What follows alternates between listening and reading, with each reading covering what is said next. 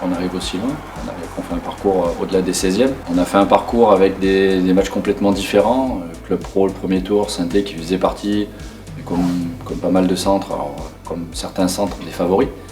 Donc réussir à sortir un des favoris dès le premier tour. Après des matchs, on peut croire sur le papier facile, mais compliqués à gérer, parce que les clubs amateurs font aussi du bon boulot. Donc voilà, dans le sud où c'est jamais facile de se qualifier, Béziers, Marignane, un match piégeux à domicile Istres, parce que équipe amateur que tu reçois niveau national, tu as l'impression que ça va être un match facile, au final c'était un match hyper compliqué, on a gagné 15-0. Puis après un des petits poussés sur le quart de finale, et puis encore un des favoris au titre sur la demi, donc un parcours voilà, avec plein de contextes différents, avec plein de projets de jeu différents, donc ça c'est très enrichissant pour nous.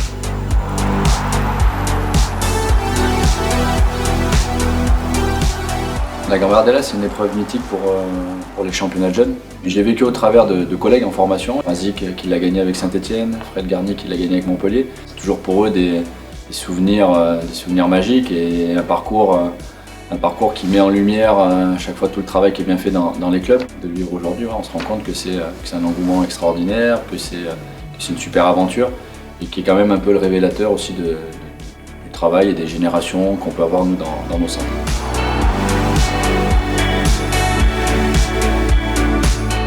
J'ai jamais eu l'occasion d'y aller, en tant que spectateur, parce que sur le terrain, c'était compliqué pour moi. Mais c'est une enceinte mythique voilà, qui a quand même accueilli, qui accueille l'équipe de France A, qui accueille les finales. Donc c'est un endroit historique dans le football, en tout cas en France.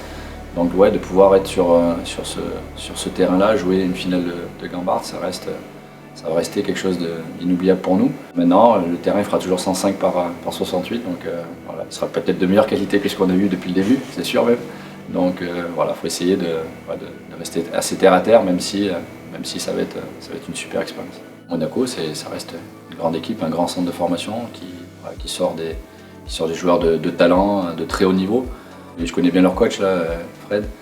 On s'est affronté par le passé quand j'avais les 19 ans, donc voilà, c'est toujours de très bonnes équipes avec des joueurs capables de faire des différences un peu à tous les endroits du terrain. Ça va être une forte opposition.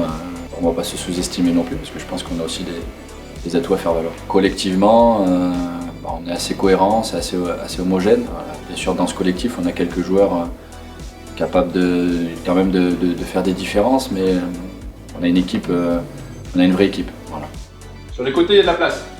Utilisez aussi par moment, on n'a pas assez utilisé la profondeur. Utilisez un peu la profondeur. Il fait mine de partir quand on est en position médiane. À un moment donné, Julien, le ballon il vient. Là, je vois que c'est fermé court, boum, petit ballon dans l'espace. Amine, il a fait l'appel. Ouais, utilisez aussi l'espace arrière.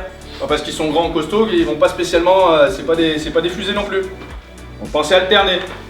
Allez, il y a la place pour faire quelque chose sur la deuxième mi-temps. À partir du moment où on sera un peu plus juste dans nos ressorties. N'ayez pas peur de jouer vers l'avant, quitte à rater un ballon, je préfère qu'on le perde parce qu'on a la volonté de jouer vers l'avant et qu'on est bien orienté plutôt que de faire des passes vers l'arrière. Allez. Je suis plutôt fier et content de pouvoir vivre ça avec mes jeunes. C'est une super aventure, donc aujourd'hui on a envie de profiter de ça, on est ambitieux aussi et il faut l'être, je pense que si on est là, si on n'a pas d'ambition, ce serait dommage, j'ai envie de dire. Maintenant on sait que ça va être, on va dire, en habitude, nous on a une chaîne de volcans chez nous, ben là on va gravir le Puy de Dôme la plus haute, donc à nous d'essayer d'arriver tout en haut.